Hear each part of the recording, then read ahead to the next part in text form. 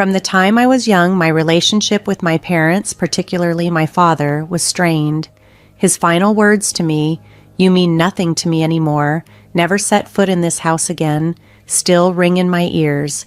Supported by Daniel, who was soon to become my husband, I left the family home in tears right after graduating from high school.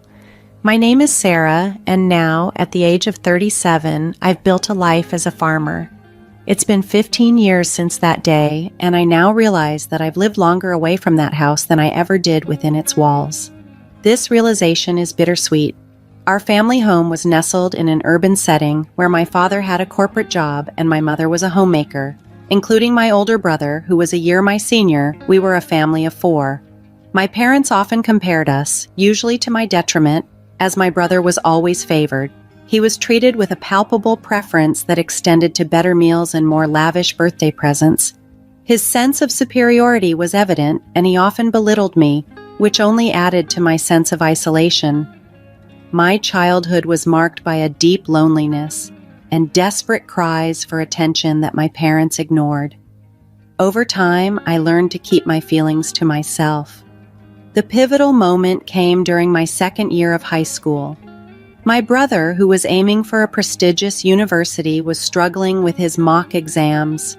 Frustrated, he often took his anger out on me, and my parents responded by piling household chores on me to give him more time to study. They even tried to sabotage my academic performance to boost his morale. Amid this turmoil, a high school teacher mentioned a rural experience program, a 2-night stay at a host farm where students could participate in daily farm activities like harvesting vegetables and cooking meals together. It was a chance to escape the toxic atmosphere of my home. Despite my father's disdain for agriculture as a career and my mother's mockery of my interest in manual labor, I used my own savings to join the program. Defying my parents for the first time was a daunting yet liberating experience. Reflecting on my journey, the contrast between my past and present is profound. I've come to cherish the peace and fulfillment that farming brings, far removed from the competitive tension of my childhood. Choosing to participate in the Rural Experience Program was a transformative decision for me. Deprived of familial affection for so long, working amidst the refreshing countryside air turned out to be a deeply fulfilling experience. I discovered a new kind of family warmth there. The eldest son of my host family, Daniel, was a year older than me, the same age as my brother.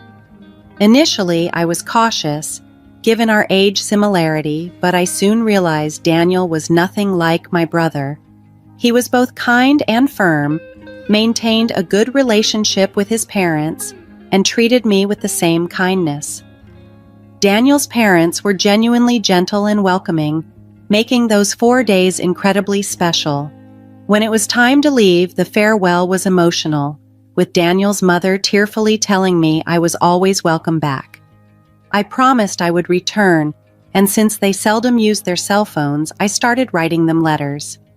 Before long, Daniel and I began exchanging letters regularly, which eventually turned into a sort of diary we shared. Our relationship blossomed into a pure long-distance romance, devoid of physical affection. Meanwhile, my brother struggled academically and ended up in a third-rate private college.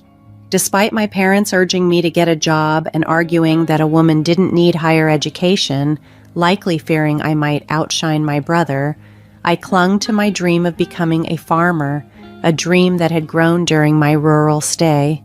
Although one could become a farmer without a college degree, Daniel, who was attending college in the city, inspired me to pursue formal education in agriculture. Despite my family's attempts to deter me, I dedicated myself to my studies. When I passed the university entrance exams, my father was furious, questioning why I, as a woman, needed to attend a better university than my brother. My mother claimed they couldn't afford to support me because my brother needed the funds. Heartbroken by their reaction and following a significant argument, I decided to cut all ties with my family. Daniel, now officially my in-law's son, supported me immensely during this time. He came to pick me up from my family home, and his parents generously covered my college expenses. 3 years later, I married Daniel, and during all my college years, I never contacted my parents or brother. However, at the insistence of my in-laws, we informed my family about our marriage. Daniel felt it was time to face my past, so we planned a visit to my childhood home. It was a hectic period during the planting season, but we managed to schedule the visit for the early summer. My husband and in-laws accompanied me, bracing themselves for what was to come. When we arrived at my childhood home, our sunburned and tanned faces bore the marks of hard work under the sun. To our dismay, my parents and brother greeted us not with warmth, but with ridicule. My mother, with a tone dripping in condescension, mocked our financial status by saying, "No offense, but how old are you exactly? You must be quite poor to be working until you're all dark like this."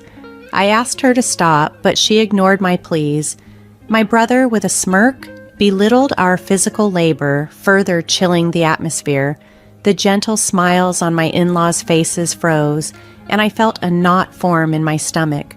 My husband, standing strong beside me, declared with respect, "We are proud to be farmers." In response, my father laughed mockingly, cutting deep with his words. "Just to make it clear, you're a stranger to us now. You're marrying a poor farmer who has to sweat and work hard.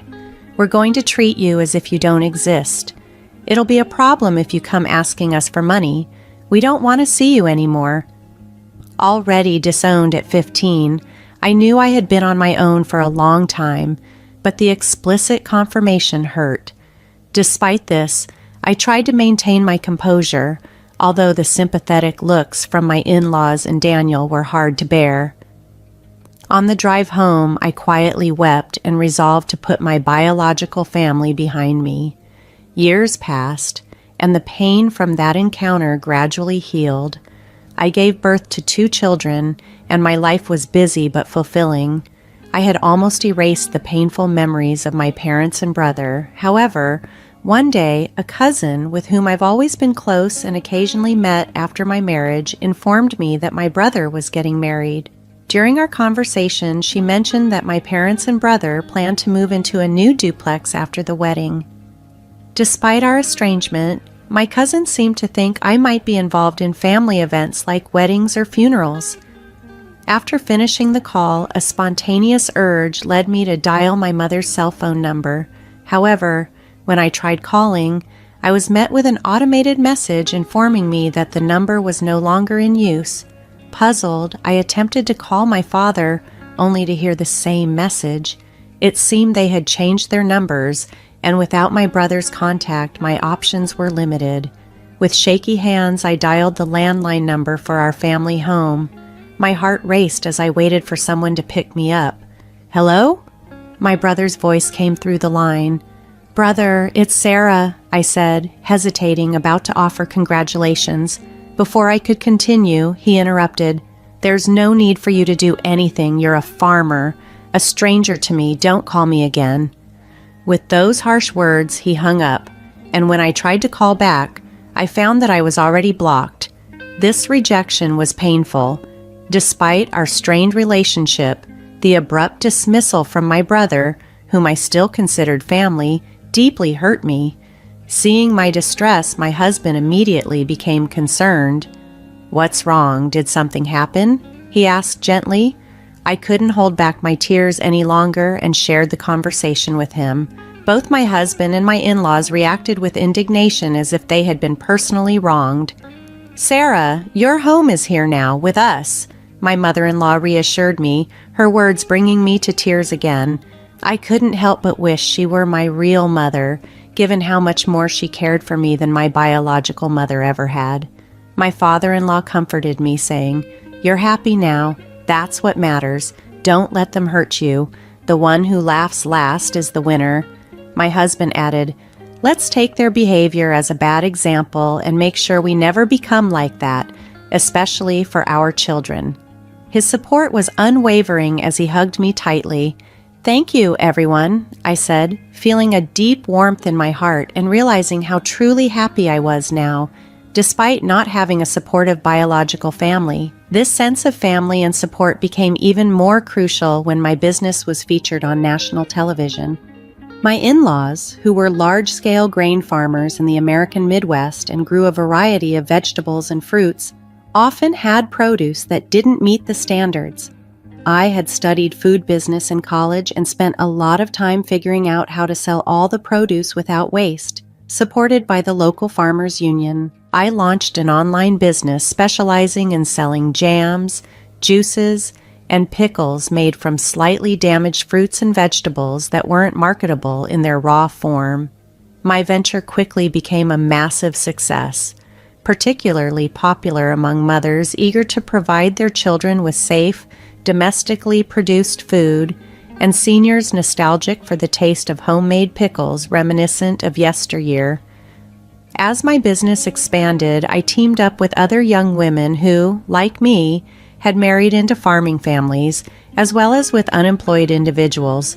Over time, our collective effort transformed this endeavor into a thriving $12 million company. Our success story was so compelling that it caught the attention of national television, resulting in an in-depth report that significantly boosted our visibility. Following the TV broadcast, our company's phones rang off the hook with orders and inquiries. Amidst this flurry of activity, a call from an unknown number caught my attention. I answered without hesitation, only to find out it was my estranged brother. He had seen the feature on my business and was now asking to borrow money to start his venture. I firmly declined his request. Unfazed, he raised his voice, insisting that if I could succeed in business, surely he could too. The irony was not lost on me. This was the same brother who had once dismissed me as a stranger when I was merely a farmer. Rather than dwelling on his financial plea, I asked why our family had not informed me about their recent move. His answer revealed that his wife, a city girl, had influenced the decision to sever ties whenever my name came up. This insight led me to believe that she, much like my brother and parents, did not value our connection. A few hours later, another unknown number called.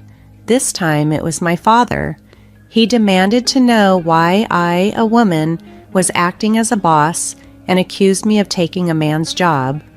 I explained that both Daniel and my father-in-law were integral parts of the business and that my role was a natural extension of our collaborative efforts. Although somewhat placated, he then questioned why I hadn't reached out to them, to which I reminded him of his harsh disownment years ago. I promptly ended the call and blocked his number. Not long after, my mother rang demanding money.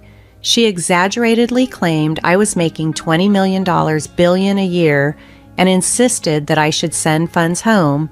The continuous demands and accusations from my family only solidified my resolve to keep my distance, as I cherished the peaceful and supportive environment I had found with Daniel and his family. I clarified to my mother that the business generated a substantial total revenue, but after covering expenses and employee salaries, there was little left over. She accused me of lying and shamelessly continued to demand money. I firmly stated that I wouldn't send money to strangers whether I had it or not, and then I hung up and blocked her number, hoping that would be the end of it. However, I was wrong. One day, uninvited, my parents, my brother, and his wife, whom I had never met before, showed up at my in-laws' house. My father greeted me with a surprising announcement. "Hey, Sarah, surprise! I'm revoking the disownment." Their blatant desperation for money was shocking. Even my mother-in-law couldn't hide her disbelief, asking incredulously, "What on earth is going on with you people?" The atmosphere was tense. My father-in-law and mother-in-law looked on silently with disapproval. The employees who had gathered around stared in astonishment. Despite not being welcome, my brother asserted, "The real blood connections are us. We have the right to share in the money you earn too." His wife nodded in agreement with him. I was furious. "I don't think so. We may share blood, but there is no emotional connection. You treated me like a stranger and abandoned me, I retorted. The emotional wounds from my past resurfaced, and I felt tears welling up again. Just then, my husband Daniel came and stood by my side. Sarah is now a part of our family. Even without your disowning her, we are perfectly happy. Please go home, he said, defending me with firm resolve. The employees also voiced their displeasure at my family's rudeness. As I took in the supportive faces around me, I felt a profound sense of belonging. My brother, growing increasingly frustrated, yelled, "Shut up, you country bumpkins, you're all low-educated trash." Daniel calmly replied, "Well, both my father and I are Ivy League graduates, and Sarah graduated from a well-known agricultural university." This revelation about our educational background took my brother by surprise. "Why are you farming despite being graduates of top universities?" he blurted out. Daniel responded confidently, "Farming is a respectable profession where we can fully utilize what we studied in college. It's not about the prestige of the degree, but what you do with the knowledge you gain." This encounter underscored the stark contrast between my biological family's values and those of the family I had chosen. As they left, I was reminded that my true home was with those who respected and supported me, not those who were bound to me by blood alone. In the thick of the confrontation, I couldn't help but burst into laughter, a release from the tension that had built up. "Brother, you've simply lost to Daniel in every respect," I declared, feeling a surge of relief. Perhaps I had always been overly intimidated by my brother and parents.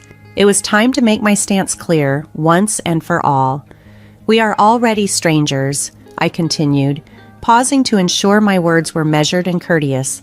"Therefore, I can't lend or give money to strangers. Please leave and be aware that if there's any disturbance or aggressive behavior, I will not hesitate to call the police and pursue legal action."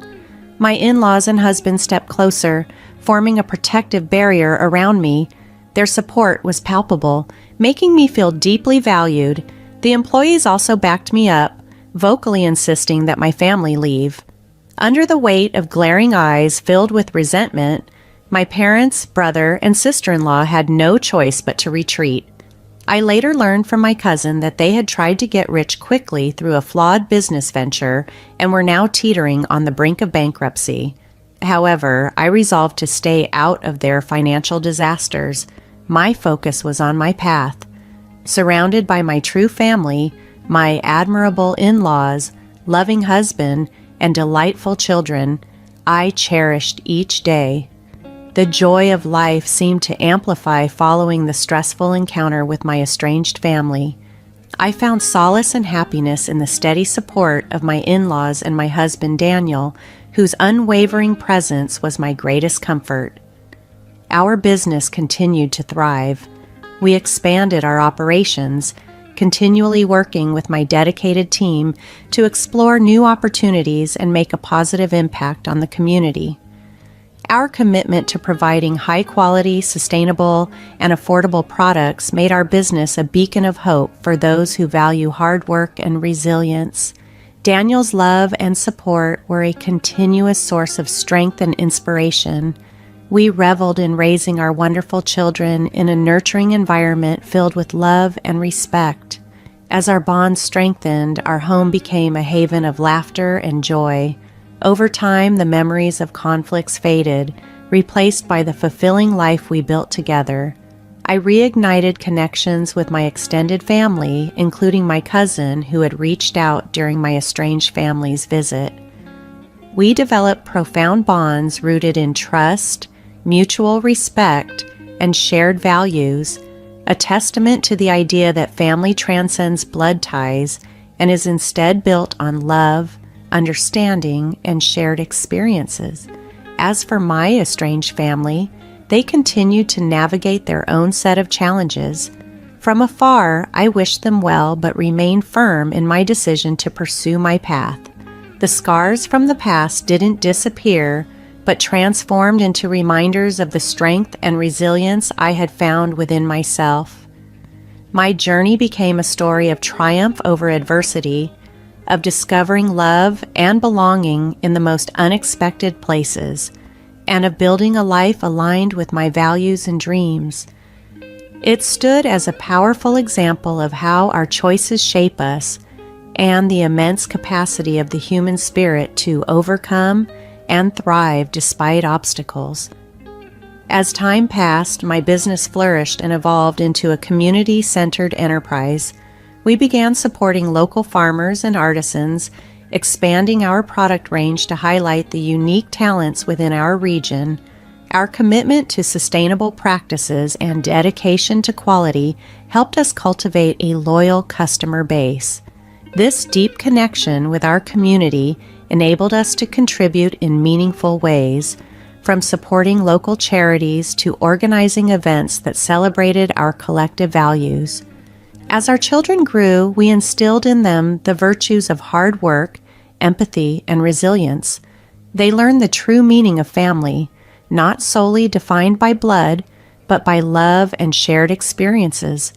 Our home became a sanctuary for their growth, fostering an environment where they felt loved, nurtured, and encouraged to chase their dreams. The support from my in-laws remained unwavering throughout. They were not just in-laws, but the family I had chosen, and I couldn't be more grateful for their love and acceptance. My mother-in-law in particular became a cherished friend and confidant, offering her wisdom and guidance as I navigated life's challenges. Meanwhile, my cousin and I continued to strengthen our bond. Our regular interactions not only reinforced our connection, but also allowed us to share in life's joys and challenges. This relationship underscored the enduring power of the chosen family, where genuine love and understanding prevailed amidst the broader tapestry of life. I found peace in my decision to leave the past behind. While my estranged family navigated their challenges, I concentrated on the present and the future. My husband, my children, and the supportive circle of people around me became my pillars of strength. They continually reminded me that a loving and supportive family can emerge from the most unexpected places. My journey is a testament to the idea that family is not defined solely by blood ties. Instead, it's a bond forged through love, shared values, and mutual respect. Having been disowned by my biological family, I've traveled a long path that has strengthened my resilience and deepened my understanding of what family truly means. This experience has taught me the immense value of the love and kinship that can be discovered in the most surprising places.